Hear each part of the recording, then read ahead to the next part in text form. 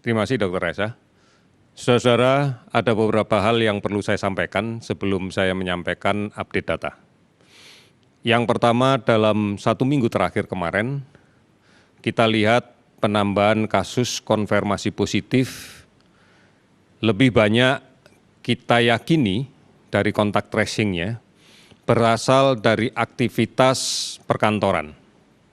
Aktivitas kegiatan yang selama ini kita laksanakan dari rumah dan sekarang sudah mulai kita kerjakan di perkantoran. Salah satu yang kami perhatikan adalah penyelenggaraan kegiatan rapat atau pertemuan di ruang rapat yang berada di perkantoran.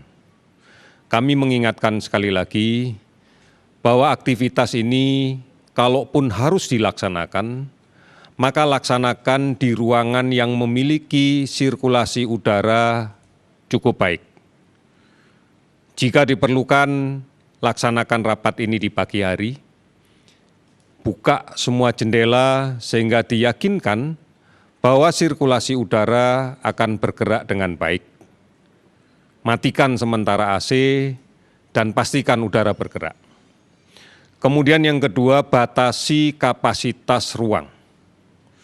Jika memang mengharuskan diikuti orang banyak, maka sebagian bisa mengikuti di ruangan lain dengan menggunakan metode daring. Agar kita bisa memastikan bahwa ruang yang terbatas masih memberikan kesempatan bagi siapapun untuk menjaga jarak. Kemudian batasi pembicara dan upayakan rapat tidak lebih dari setengah jam. Hindari adanya sajian makan dan minum di ruangan yang kemudian memaksa peserta rapat untuk membuka masker. Oleh karena itu, inilah adaptasi kebiasaan baru di dalam perkantoran. Yakinkan bahwa pengelola perkantoran tetap selalu menjaga fasilitas umum yang digunakan bersama, misalnya lift atau toilet, atau tangga, untuk memberikan kesempatan siapapun yang memanfaatkan ini bisa menjaga jarak dengan baik. Dan secara selektif, hanya orang yang tidak dalam keadaan sakit yang boleh mengikuti kegiatan bekerja dari kantor. Saudara-saudara, akhir-akhir ini kita mendengar tentang pendapat bahwa thermal gun bisa merusak otak. Secara ilmiah, berbagai ahli sudah mengatakan bahwa statement ini tidak benar.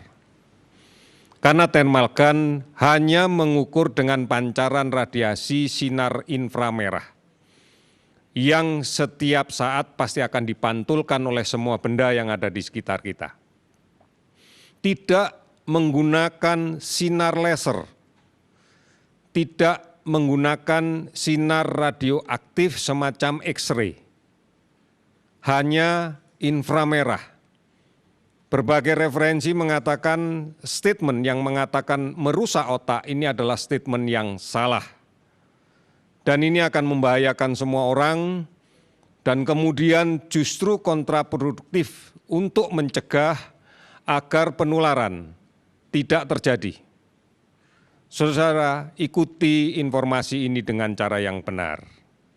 Oleh karena itu, jangan mudah untuk terpengaruh statement yang mengatakan bahwa thermal gun berisi pancaran sinar radioaktif, sinar laser yang bisa merusak struktur otak kita. Ini tidak benar. Oleh karena itu, kami minta mari kita sama-sama sikapi dengan cara yang baik. Kesulitan ini tidak usah ditambah dengan berita-berita yang menyesatkan, karena ini akan membuat masyarakat semakin panik. Oleh karena itu, inilah yang harus kita jelaskan dan masyarakat agar memakluminya. Hari ini kami akan menyampaikan tentang update data yang kita kerjakan. Kita menyadari bahwa setiap hari Minggu begitu banyak laboratorium yang tidak operasional. Menurut catatan kami ada 61 laboratorium di rumah sakit di luar jejaring laboratorium Kementerian Kesehatan yang libur. sehingga spesimen yang bisa kita periksa sebanyak 14.027 spesimen. Total yang kita selesaikan sampai dengan hari ini akumulatif adalah 1.235.545 spesimen.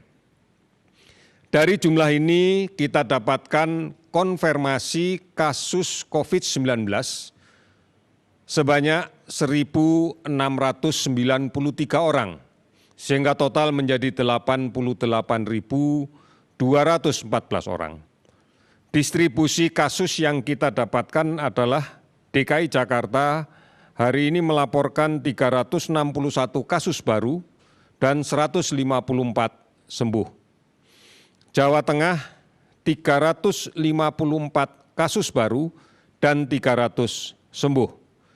Jawa Timur 237 kasus baru dan 375 sembuh. Sulawesi Selatan 125 kasus baru dan 278 sembuh. Gorontalo melaporkan 105 kasus baru dan tidak ada laporan sembuh. Sulawesi Utara 64 kasus baru dan 39 sembuh. Jawa Barat 60 kasus baru dan 93 sembuh. Ada 16 provinsi yang hari ini melaporkan penambahan kasus di bawah 10 dan ada 7 provinsi yang tidak ada penambahan kasus sama sekali.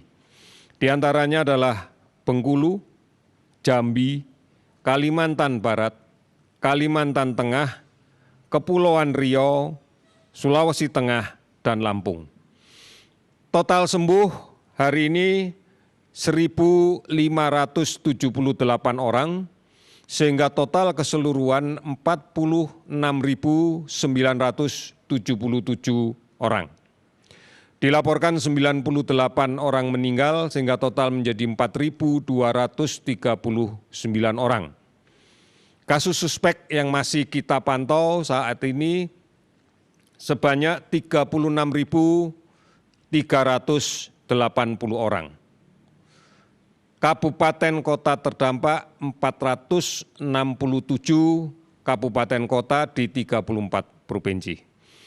Saudara-saudara, gambaran penambahan kasus ini adalah gambaran dari aktivitas produktif yang semakin tinggi, namun tidak mematuhi protokol kesehatan. Menjaga jarak, menggunakan masker dengan baik dan benar, serta kemudian mencuci tangan. Oleh karena itu, sekali lagi, tempat bekerja, kantor atau industri atau pabrik, kami mohon untuk betul-betul bisa menciptakan suasana kerja yang aman dari COVID-19. Oleh karena itu, bagaimanapun juga protokol ini adalah satu-satunya pegangan kita untuk kita patuhi agar kita bisa aman dari kemungkinan penularan COVID-19. Ingat, apabila kita terinfeksi di tempat kerja, akan menjadi sangat berisiko untuk keluarga yang ada di rumah, untuk anak-anak kita, untuk orang tua kita, untuk saudara-saudara kita yang memiliki penyakit komorbid. Saudara-saudara, mari patuhi ini dengan komitmen yang kuat, tidak terhenti, terus-menerus. Kita pasti bisa menangani ini. Terima kasih, selamat sore.